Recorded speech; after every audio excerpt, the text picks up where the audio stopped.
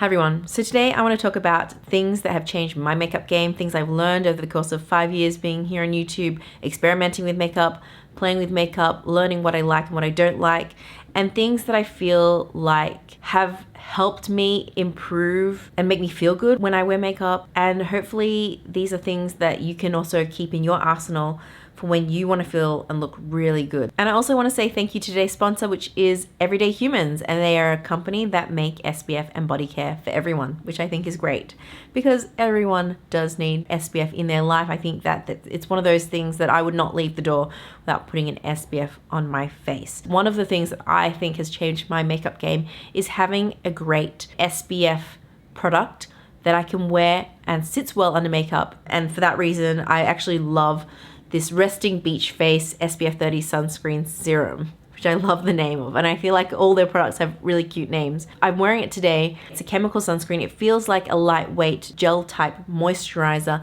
It glides really beautifully on the skin. There's no white cast that you can see. The finish of the sunscreen is really nice. It does kind of give your skin a little bit of that hydrated look, not overly luminous. When I put my concealer, my base on and everything, it sits really well underneath. There's no pilling or weird, like I said, white cast coming through. I can't feel it on my face, like it doesn't feel heavy or anything like that, which I love, which I feel are the best types of sunscreens for layering over makeup. And this particular sunscreen also shields the skin from UVA and UVB rays, which in Australia we have very harsh sun, and that is something that is a must for me in a sunscreen. I love that this is made in Australia. And it's also got hyaluronic acid, which is a great ingredient, which keeps the skin looking kind of supple and plump and youthful. It's got spinach in here, although it doesn't smell like spinach, which is great. In fact, this really doesn't have an offensive smell or anything like that, but spinach does contain vitamin A, C, and E, which is great for the skin. And then it's also got green tea in here. And for me, a sunscreen that can work perfectly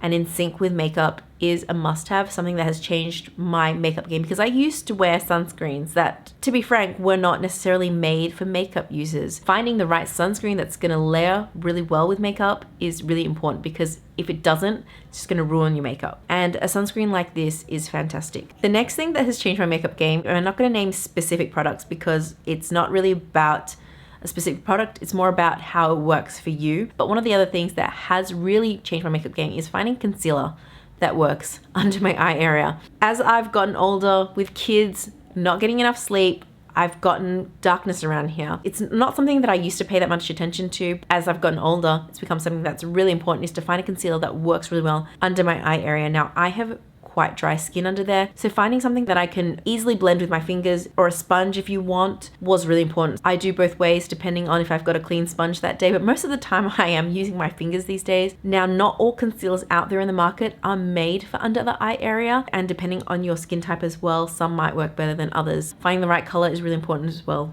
for this particular area, because you want something that can counteract those kind of grayish tones. So for me, that's something that has really been a game changer, is to find a really good concealer that can give enough coverage but not look thick and cakey under that area. It seems really basic, but it's been harder than it should be to find a concealer that works in that area. Another thing that has completely changed my makeup game, and is what I've demonstrated today, is finding a lipstick that makes your face pop. I actually don't mind gray as an eyeshadow. I've come to like it more, but grays can sometimes make my skin not look great. So to counteract that, I wear colors on my face that make my face pop a bit more. And there are some days where I just wake up and I feel like crap and I need to feel better. And this is the kind of lipstick that makes my skin look healthier. It just makes all the difference when you're not feeling great, or when you're wearing colors that don't necessarily work the best for you, whether or not that's clothes or like an eyeshadow. Having lipstick colors that you know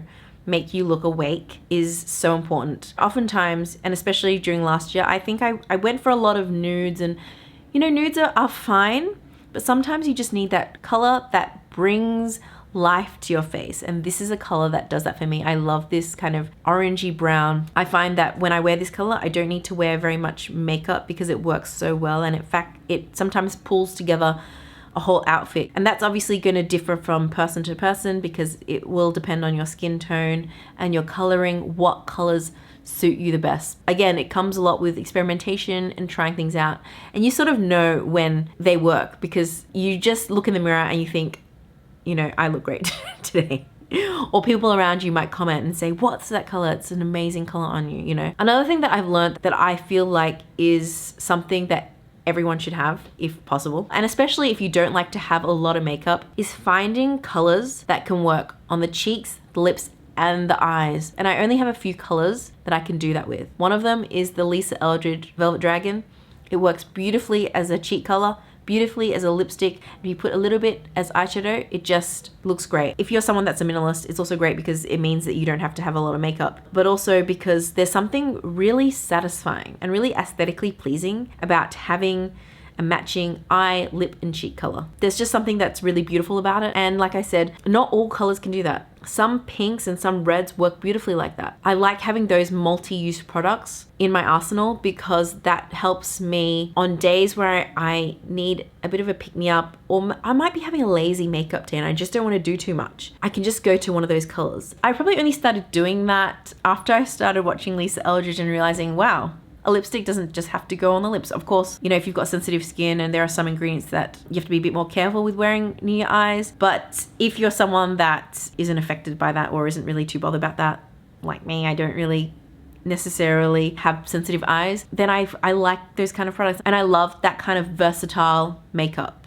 For me, that's the best value type of makeup as well. Another thing that I feel like you should have in your makeup arsenal is having a couple of eye looks, statement eye looks that I know I can replicate really easily in my head if I want to do something that's a little bit more elevated, something that's got a little bit more drama than a usual eye look that I might do. For example, typically on an everyday work day, I might do a brown eyeliner. But today I've decided to do a bit of orange from the inner corner of the eye to the center as a bit of an ombre, and I feel like something small like that can create a statement or enhance kind of what you would typically do. Another thing that I love to do, for example, that is really simple to do, is I love taupe, and I actually love kind of those metallic lavendery blue type of shades, and I love those two things together. So that's another go-to statement eye look. I admit I really do fall back on a typical smoky black brown eyeshadow or just a one and done, but there are those special occasions where I want to do a statement eye and want to look great and I want to be a little bit more elevated than my typical daily eyeshadow looks, and those are the ones that I reach for. I do also think that's why it's sort of important to have photographic evidence of the work that you've done in your eyes so you can sort of easily go back to is really good to have. And then lastly is having a blushy bronzer that work really well. And again, it's all about that versatility in a product. This particular, you know, shade of blush works really well for me as a blushy bronzer. I don't know what you'd call it, but for me, I feel like you can place it in both ways. I could place it in the same way I'd place a bronzer. I can also place it in the same way I wear a blush.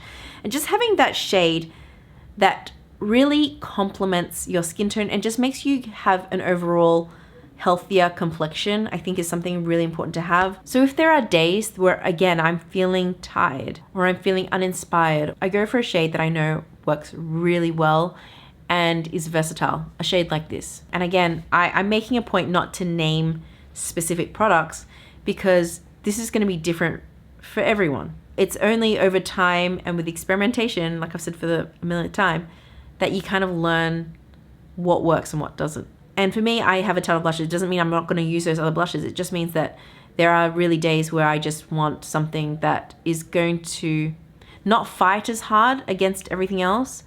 This is a shade that I would wear. So yeah, those are the things that I have in my little book of makeup tips and tricks that work really well for me, and I hope work well for you if they're not something that you've considered. But let me know in the comments below. I'd like to know things that you've kind of discovered that has really just upped the ante. I'd be really interested to know because yeah, I find that it's obviously really varied depending on your makeup preference, depending on what you prioritize with makeup. Some people like do brows and that's their thing. Hope you found that interesting, and thank you again Everyday Humans for sponsoring my video.